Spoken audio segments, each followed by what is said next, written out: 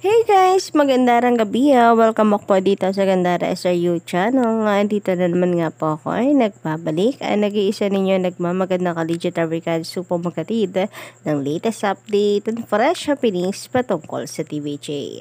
Basta mga balita na may kinalaman po sa Itbulaga, sagot na po natin yan. Ganun din po sa mga balita sa loob at labas ng showbiz. Kaya naman, ano po iniintay nyo? Sa mga hindi pa nakaka-subscribe dito sa akin channel at ngayon lamang po na pabisita dito, maaari po ninyong pindutin ang subscribe button at notification bell para maging updated at una ka sa mga nilalabas nating balita. Anyway, ating nga pong pag-uusapan para po sa gabi ito ay pumapatungkol po dito kay Tita Sed na kung saan nadamay na naman nga po sa usapan ng mga kapamilya fans. So, hinggil po ito sa hindi po nila nagustuhan dahil sa ginagawa pong pananahimik ni Chong Hilario na kung saan ay tikom daw po ang bibig.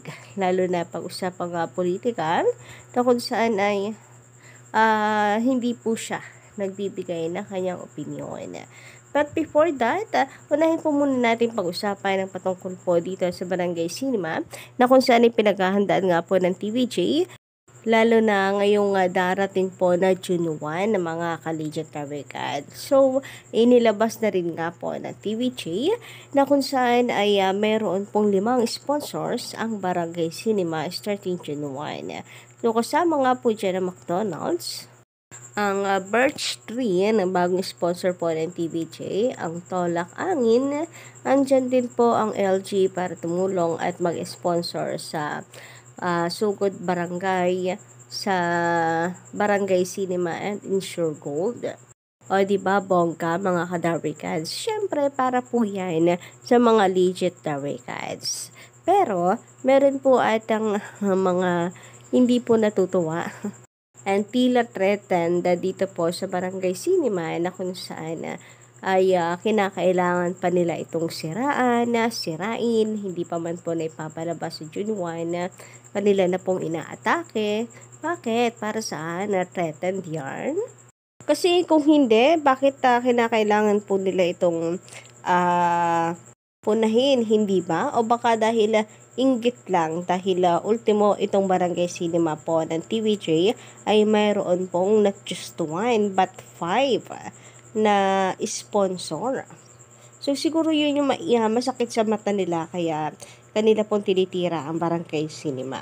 Anyway, mga good news naman guys na meron pong nagtatanggol sa Itbulaga na hindi po nagugustuhan na yung ginagawa nga po ng mga pages na paninira sa Itbulaga na para bang ang laki ng ginawa pong mali ng EB sa kanila.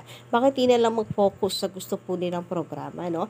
Kagaya nito, I see nothing wrong with this. Talaga namang wala naman po talagang mali doon. Let them try it. Yan din naman ang forte ng EB. While Showtime dominates the studio segments and it's already ahead in the ratings. Kaya nga, ando na sila sa ratings, ang taas-taas na. So, bakit ang harsh pa rin po nila sa EB? Sabi pa dito, huwag niyong pakailaman ang mga palabas ng EB. Kanya-kanyang pakuluyan. Para din naman yan sa ikasasaya ng mga manonood. Kaya nga, sabi ko, itong Barangay Cinema na to, syempre para po sa mga fans. Para po sa taga-subaybay or supporters ng Itbulaga. Ngayon, kung ayaw nyo sa EB, hindi kayo natutuwa, hindi nyo gusto yung ginagawa ng EB, madali lang naman solusyon dyan, huwag kayong manood. Kaya nga, dalawa na yung noontime show, edi doon kayo sa, magiging masaya kayo. Sabi pa dito, basta lang makapanira kung ano ang ginagawang kwento. Ganyan na ba? Kagipet? Ganyan na ba kayo kagipet? Mas pinapatunayan nyo lang na mas laos kayo. Bakit namamayagpag kung laos? Ahem din ang admin. Samantala, speaking of noontime shows and fans, so eto po. At mayroon pong isang fans na naglabas na kanyang opinion at salubin hinggil po sa Showtime na kung saan, sa isang host sa Showtime na kung saan si Chong Hilario na isa pong politiko. Pero sabi dito, hindi siya natutuwa dahil no comments sa mga current issues. So sabi dito ni Alt A2C, I'm starting to get annoyed with Chong Hilario as it's Showtime's host na. Or it's Showtime's na host. Biro mo? Ikaw yung politiko sa show, pero walang kuda sa current issues? Puro yes at oo nga sagot. Sa bagay, wala naman siyang masyadong ginagawa sa distrito niya. Buhay lang kapag kampanya. Samantala, sa usapin pong ito or sa usapan pong ito, since politiko din nga ito pong si Tito Sen, hindi po naiwasan or hindi po maiwasan siya po ay madamay na naman sa usapan or ang Itbulaga na naman sa usapan. Si Tito nga na senator or walang say pag nasa Itbulaga siya Senator na yun ha? Yan po ang komento ng isa pang follower ng Showtime. Which is true. Para naman kasi sa akin, bakit kailangan? May mga lugar naman na para po dyan. Lalo na sila po ay slash artista. 'Di ba? Mahirap pong magbitaw. Lalo na kung may misinterpret lang naman ng mga tao. Kapag titled ka kasi, lalo na slash artista, public figure, lalo ko mainit po ang mata ng mga tao na kung saan ay titirahin ka talaga, lalo na kung medyo one-sided ka. And yung mga ganyang usapan, may tamang lugar, may tamang panahon, may tamang oras para pag-usapan, di ba? Hindi lang naman po sa Itbulaga or sa Showtime yan dapat pinag-uusapan. Sabi naman dito, mahirap din kasi pag politician ka, tapos sided ka. I mean, parang pag showbiz, di ba? Wag kang maglalabas ng statement if mami is interpret. Come on, he's an artist on air. Di niya gagamitin katungkulan sa airtime. Noontime shows should be fun. Like pagdodog show ni Vice Ganda Lol. So about dito sa huli, noontime shows should be fun ay agree. Sana ito po yung maunawaan na hindi yung kailangang masira dahil dadalhin sa show yung pagiging politiko or politician. Bagay na hindi po ginagawa talaga ng Itbulaga. Iwas po talaga sila na magamit ang Itbulaga sa politika.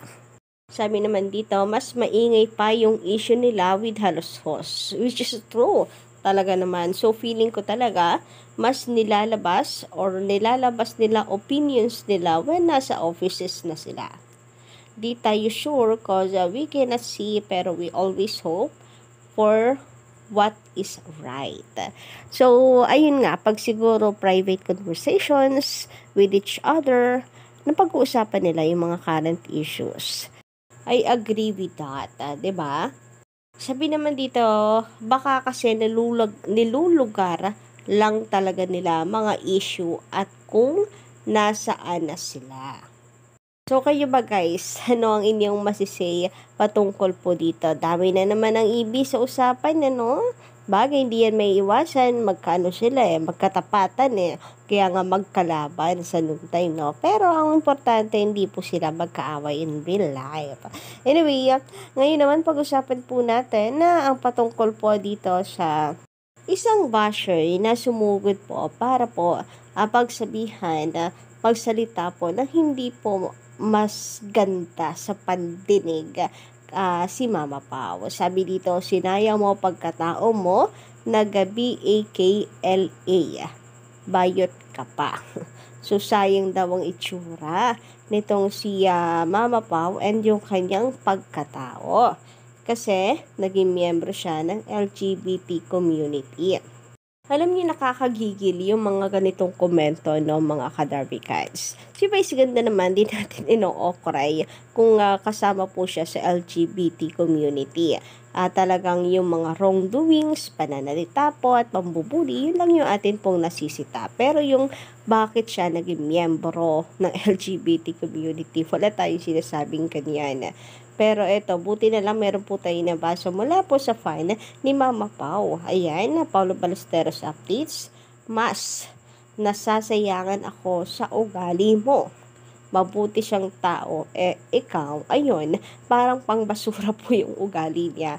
Para sabihan po ng ganito si Mama Pao, wala na po ba talagang magawa? Hindi na ba nila alam kung paano po hihilahin pababa ang Itbulaga? Kung paano po nila titirahin ang mga legendary cards? Mga nagmumukha na lang po silang desperado. Anyway, hanggang dito lang po muna ating update. Don't forget to click the subscribe button and notification bell for more updates.